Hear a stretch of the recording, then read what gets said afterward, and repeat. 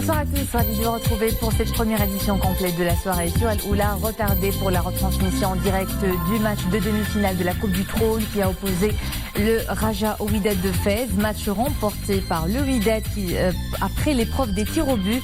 Ça s'est joué donc cet après-midi au stade de Tanger. Voici à présent les titres de l'actu.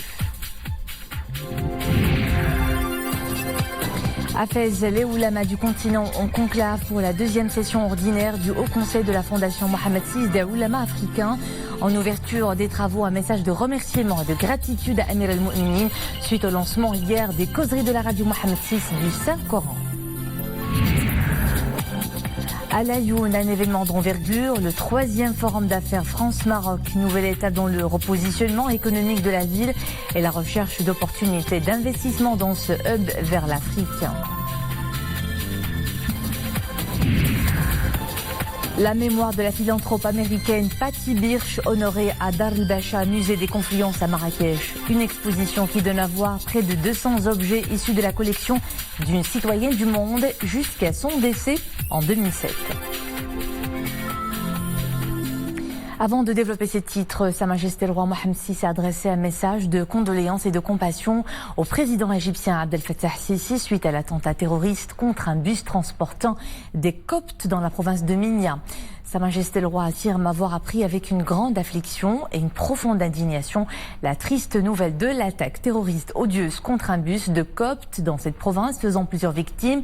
Tout en exprimant sa ferme condamnation de cette attaque criminelle, le souverain exprime au président égyptien la solidarité du Royaume du Maroc avec le peuple égyptien frère et son soutien pour faire face au terrorisme, un fléau condamné par toutes les religions célestes et rejeté par la religion musulmane. Sa Majesté le roi a adressé un message de félicitations au président de la République du Panama, Juan Carlos Varela Rodriguez, à l'occasion de la fête nationale de son pays. Avec la haute approbation de Sa Majesté le roi Amir al-Mu'minin, président de la Fondation Mohamed VI des oulamas africains, Fès abrite ce week-end les travaux de la deuxième session ordinaire de la réunion du Haut Conseil de la Fondation, avec la participation des présidents de 32 sections et quelques 330 membres. À cette occasion, un message est adressé par les oulamas africains à Sa Majesté le roi Mohamed VI Amir al-Mu'minin. Message dont lecture a été donné par le mufti du Nigeria et président de la section de la Fondation au Nigeria, Ibrahim Saleh al-Husseini. Dans ce message, les membres du Haut Conseil de la Fondation Mohamed VI des oulamas africains expriment leur profonde gratitude et leur remerciement à Sa Majesté le roi Amir al-Mu'minin pour le lancement hier par le souverain des causeries de la radio Mohamed VI du Saint-Coran sur Al-Hadith al-Sharif Ad-Durus al-Hadithia. Un programme qui s'inscrit dans le cadre des hautes instructions et orientations royales en vue d'éclairer les gens, les auditeurs au sujet de l'authentification de la tradition et des paroles du prophète, prière et salut soit sur lui, et leur protection en tant que deuxième source de l'islam après le Saint-Coran. Nous y reviendrons dans notre prochaine édition.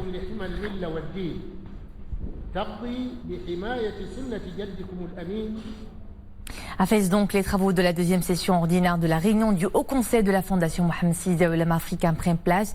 Une session tenue avec la haute approbation de Amir al-Mu'minin, président de la Fondation.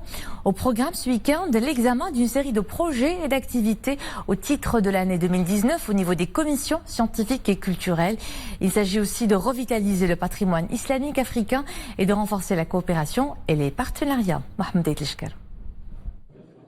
Cette deuxième session ordinaire intervient après la tenue par les 18 sections de la Fondation Mohamed VI des ulémas africains d'une vingtaine d'activités.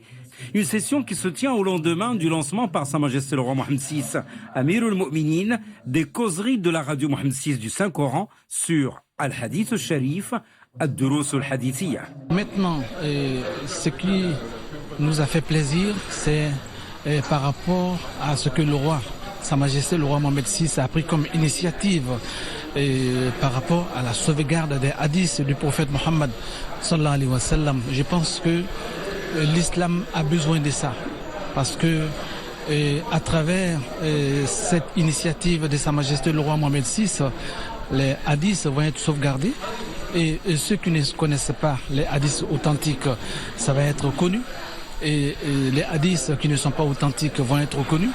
L'on sait qu'après le Coran, ce sont les hadiths qui viennent en deuxième position pour constituer l'élément juridique sur lequel le droit musulman doit se fonder. La vérification du corpus et l'authentification de la chaîne de transmission pour parvenir à leur validité, en ce moment-là, le hadith aura un rôle tout à fait significatif. C'est ce que l'on attend de cette initiative de Sa Majesté Amirul Mu'minin, l'émir des croyants, que nous avons accueilli avec beaucoup d'admiration et beaucoup d'attention. Intervenant à l'ouverture de cette réunion, le ministre des Habous et des Affaires islamiques, président délégué de la Fondation, a indiqué que cette session marquait le début effectif de l'activité de la Fondation après les étapes franchies en ce qui concerne son installation.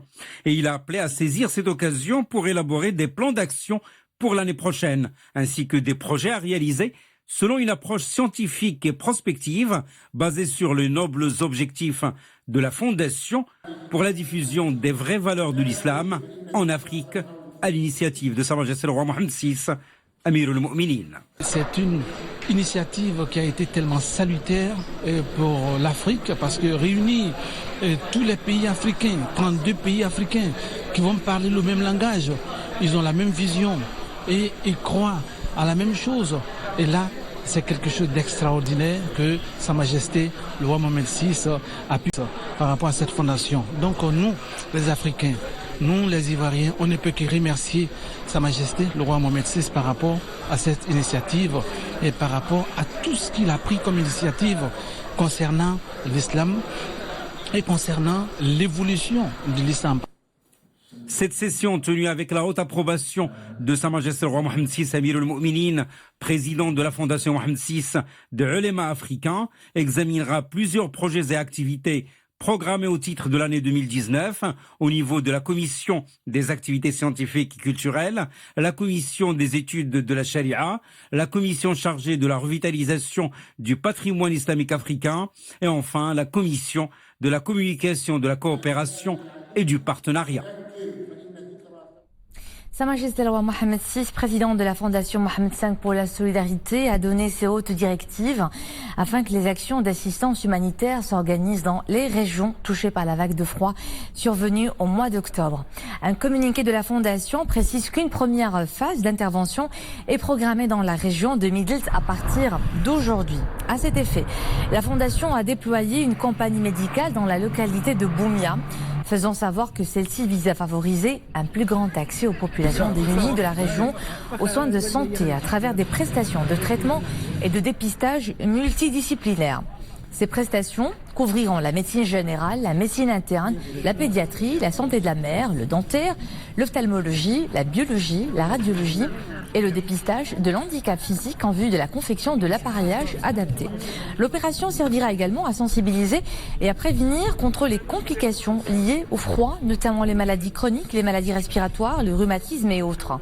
La Fondation a ainsi mis en place un important dispositif humain et technique afin d'offrir les soins nécessaires et de répondre à la demande des populations dans les meilleures conditions. Outre le pôle humanitaire et les assistantes sociales de la Fondation, des médecins, il a aussi pour objectif de contribuer à l'amélioration de la santé en milieu rural et périurbain, de mettre à la disposition des populations vulnérables et vivant dans la précarité des prestations médicales gratuites et de participer à l'effort de prévention et de lutte contre les maladies chroniques. Les campagnes menées par la Fondation sont réalisées en partenariat avec le ministère de la Santé, le ministère de l'Intérieur, les associations médicales conventionnées et les associations locales.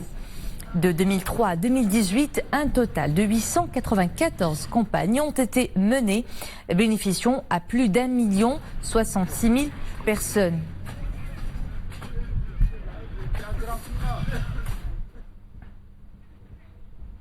Nous vous proposons à présent d'écouter la responsable du pôle communication au sein de la Fondation Mohammed V pour la solidarité, Sana Dardir.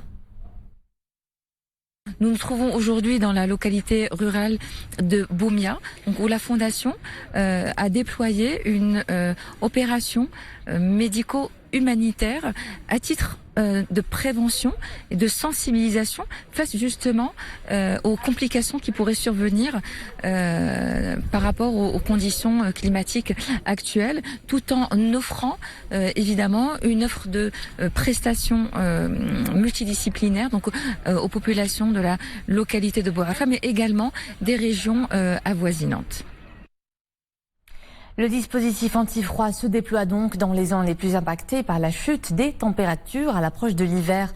La mobilisation est de rigueur à travers les comités de veille qui ont la mission de coordonner les actions et parer au désenclavement qui résulte du mauvais temps. Le point de la situation dans ce reportage à Zelal, Zakaria Moukimbila. Un relief montagneux totalement recouvert par la neige. En cette période automnale, de nombreuses populations de la province d'Azilal font face au froid et à l'enclavement.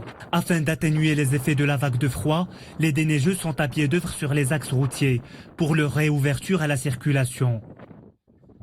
هذا الاضطراب الجوي ادى الى انقطاع مجموعه من الطرق الرئيسيه وكذلك. En raison des fortes chutes de neige, de nombreuses routes principales et des sentiers ruraux sont coupés. Quelques 34 engins sont mobilisés sur l'ensemble de ces routes afin de dégager les voies, en coordination avec les services de la préfecture et les conseils élus. Des mesures proactives sont adoptées par les services concernés.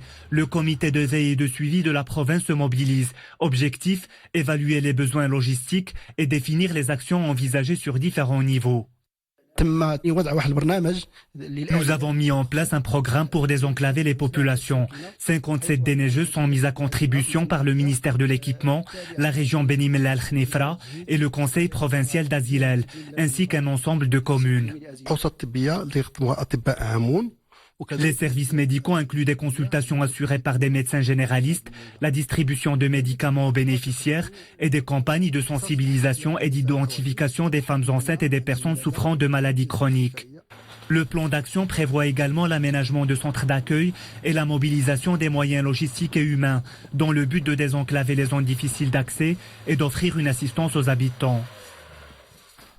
Migration illégale, 2 unités de la Marine royale en mission de patrouille dans les eaux territoriales marocaines ont porté assistance ce samedi à 136 candidats à la migration illégale. Un communiqué de l'état-major général des forces armées royales indique que les candidats se seraient aventurés à bord d'embarcations de fortune au large des villes de Tanger et d'El Hoceima. 2 unités de la Marine royale en mission de patrouille donc dans les eaux territoriales marocaines ont localisé et assisté ces 3 embarcations qui avaient à leur bord un total de 136 candidats à la migration illégale de nationalité marocaine et d'autres pays d'Afrique subsaharienne. Tous ces candidats ont été secourus et ramenés sains et saufs au port de Qsar Sghir et de Nador. Après Casablanca et Paris, c'est au tour de l'Aïoun d'accueillir un événement d'envergure, le Forum d'affaires Maroc-France.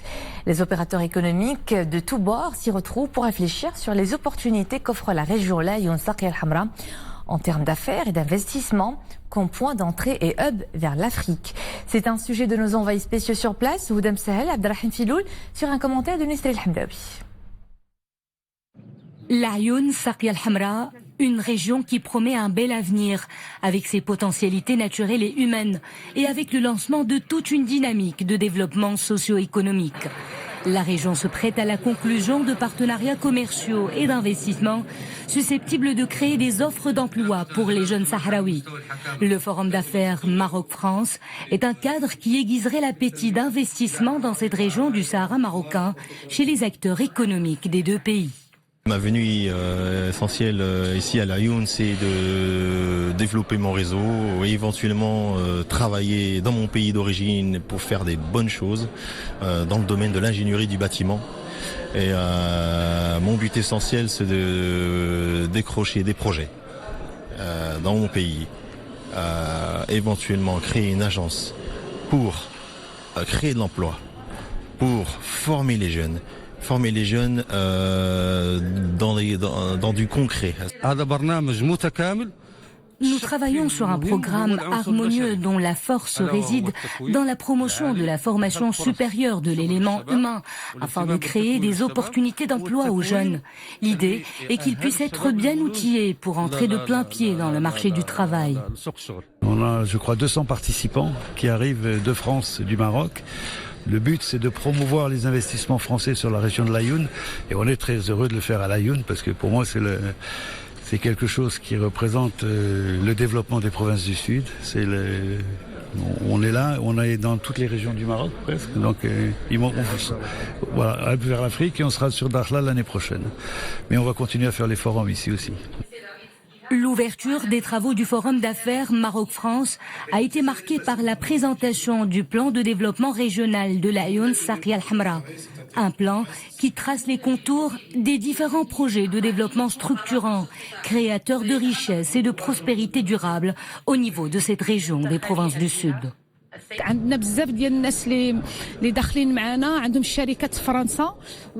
Des opérateurs économiques établis en France d'origine marocaine ont tenu à assister à ce forum. Et quand ils ont entendu parler de ces dynamiques de développement enclenchées dans la région, ils ont affiché leur volonté d'apporter leur pierre à l'édifice. Les potentialités économiques sont très importantes. À cette occasion, une série de conventions a été signée pour la réalisation de projets de développement dans la région de l'Aïoun Sarkia al-Hamra. Des projets qui concernent notamment le commerce extérieur et le soutien aux exportations des produits de la pêche et des phosphates. Marrakech rend hommage à une icône philanthrope. L'américaine Patty Birch est au cœur d'une exposition à Dar el-Bacha, musée des Confluences. Elle regroupe près de 200 objets issus de la collection de cette citoyenne du monde qu'elle a constituée jusqu'à son décès en 2007. Cet hommage à la cité ocre est un geste de gratitude envers celle qui a fait un don d'1 million de dollars pour restaurer un des repères emblématiques de la ville, le minbar de la Koutoubia. Zakaria Mouqimbillah. L'exposition, intitulée Voyage de Patty Birch, Passion et Collection, se décline en 6 thématiques. L'art islamique y occupe une place de choix. Des pièces uniques, constituées par cette philanthrope américaine depuis des décennies, sont dévoilées au grand public. D'autres styles artistiques sont exposés, l'art asiatique, l'art précolombien, le patrimoine judéo-marocain et l'art africain. C'est aussi un hommage à une dame qui aimait notre pays, qui était juive, et qui a fait don de, écoutez bien, 1 million de dollars pour restaurer le minbar de la Koutoubia. Et elle nous a laissé 1500 objets qui sont aujourd'hui le fond de ce musée. Des objets provenant des autres musées du royaume enrichissent cette exposition. Une occasion de valoriser ces objets d'art marocain. Dar el-Bacha, musée des Confluences, est un joyau architectural qui vient d'être restauré. Situé dans l'ancienne Médina de Marrakech, Dar el-Bacha accueille cet événement, reflet de la richesse de la culture marocaine. Je suis très touché et de revoir des pièces merveilleuses ici pour nous, pour notre culture, pour tous les gens qui viennent. C'est tout simplement la confirmation que chez nous, alhamdoulilah, nous avons une histoire qui est là, qui est présente. Et tout est là, tout à côté de nous. C'est-à-dire que ce n'est pas un musée qui est essentiellement destiné aux judaïkas. Non, c'est un musée qui représente toutes les cultures. Patty Birch a travaillé dans le domaine artistique et muséal dès sa jeunesse, comme conservateur dans le département d'art islamique, au Metropolitan Museum of Arts à New York. C'est dans ce cadre qu'elle a effectué pendant les années 60 une campagne de restauration du minbar de la Koutoubia, actuellement exposé au Palais Bedi à Marrakech. Elle s'est aussi intéressée à Dar el-Bacha, dans laquelle elle voulait créer un musée d'art. Et c'était le club de fin de ce journal, dont tout juste 20 minutes. Une nouvelle édition complète en arabe avec Mohamed Reda Labidi. Passez une agréable soirée.